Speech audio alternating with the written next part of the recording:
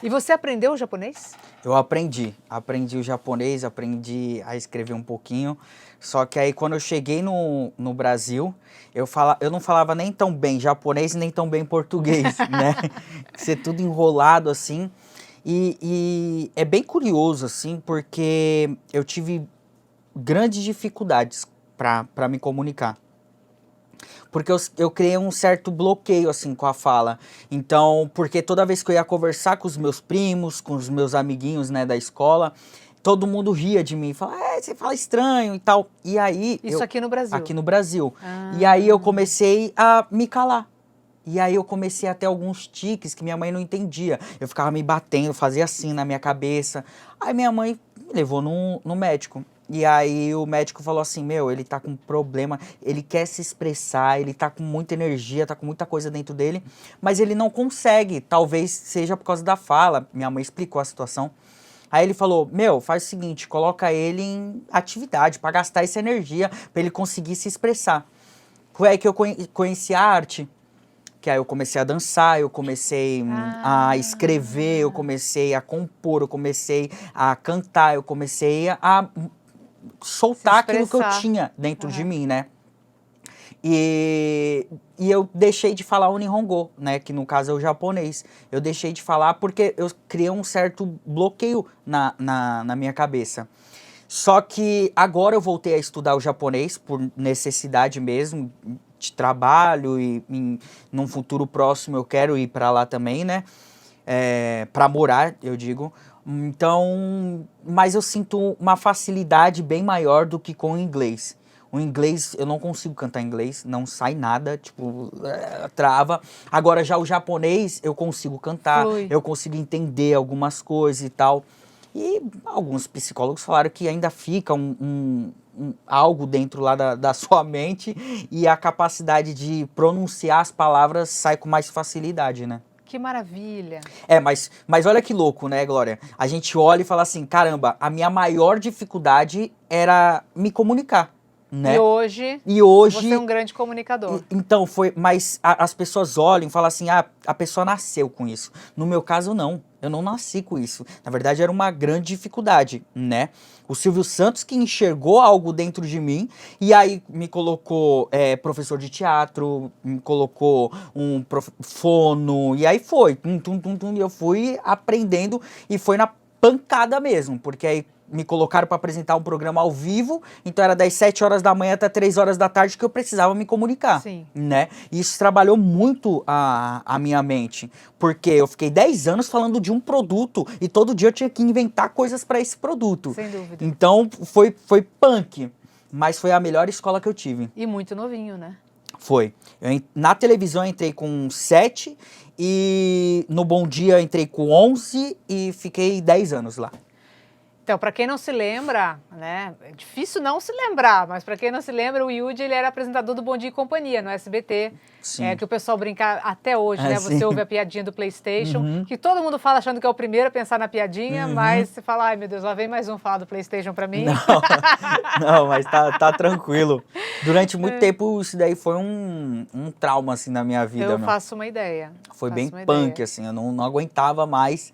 Só que aí depois que eu comecei a ganhar dinheiro com isso, aí fez sentido, né? Comecei a fazer muito evento, comecei a participar de eventos de marcas mesmo, fazendo ativações internas nas marcas. Aí eu comecei, caramba, meu, isso daí eu posso... Dá pra não é algo ruim, né? Não é algo ruim, é bom demais.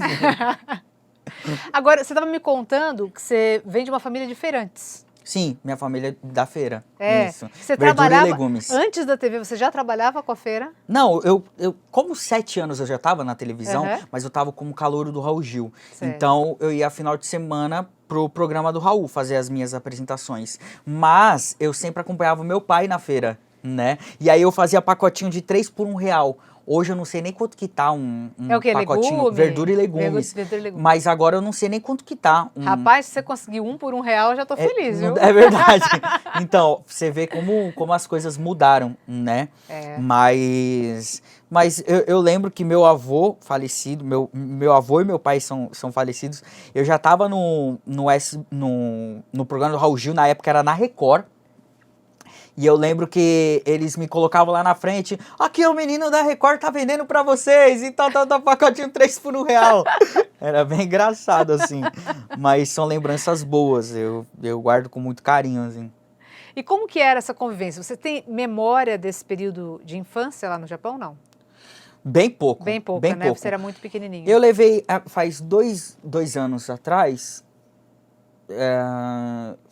começo do ano passado, levei minha mãe. Aí foi eu, minha mãe, minha irmã, minha esposa. E aí peguei uma bicicleta e comecei a rodar o bairro onde ela morou comigo. E, enfim, aí algumas coisas dá pra lembrar, assim, mas não com tanta clareza. Mas foi bem legal, foi bem divertido, assim. Ela, ó, aqui você estudou aqui.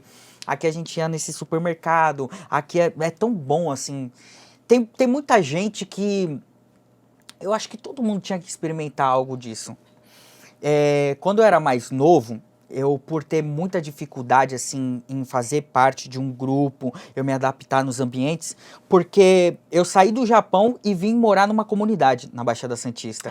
Eu era o único japonês na comunidade inteira. Então, as pessoas... Eu sofri um preconceito inverso, né? Porque eu era o diferente ali na turma. Então, eu queria jogar bola, as pessoas... Ah, não, você é japonês, não sabe jogar bola. Não sabe jogar bola. Ah, eu ia pra escola, eu ia lá... Ah, japonês tem peru pequeno. Ah, japonês não sei o quê. Ah, meu, eu sofri preconceito a minha infância inteira ali naquele lugar. Então, eu precisei buscar algo que eu mostrasse pra essas pessoas. Meu, eu sou igual vocês, entende? Entendi. E aí eu me encontrei na cultura do hip hop, que o discurso era bem parecido com aquilo que eu estava vivendo ali naquela comunidade. A que era do preconceito. O preconceito, o excluído, e tal. E aí o que eu fiz? Eu falei, meu, eu vou chegar perto desses caras, porque o que eu tô vivendo, e eles nem sabem, é o que eles estão fazendo comigo, entende? E aí eu fui e comecei a dançar hip hop, conheci a cultura hip hop dentro de uma ONG, que tirava a molecada da rua para conhecer, e aí junto com esse grupo nós somos campeões brasileiros de hip hop, e aí começaram a me chamar de japanego, porque eles me chamavam para as batalhas de hip hop, e aí sabiam que, meu, ia na frente, eu ia ganhar e tal, mas eu me lembro muito bem que um dos meus professores, ele falou assim, Yuji, eu acabei de voltar da África e foi a melhor coisa que eu fiz na minha vida. Mesmo não entendendo, mesmo estando muito distante de mim, quando eu estive ali dentro daquele lugar, eu entendi, tive muitas respostas de perguntas que eu fazia a vida inteira, né? Uhum. E eu guardei isso na minha cabeça. E depois de mais velho, eu ia pro Japão para curtir, mas eu nunca me aprofundei realmente na cultura. Entendi. De apreciar, de olhar e falar assim, quanta riqueza, quanta sabedoria.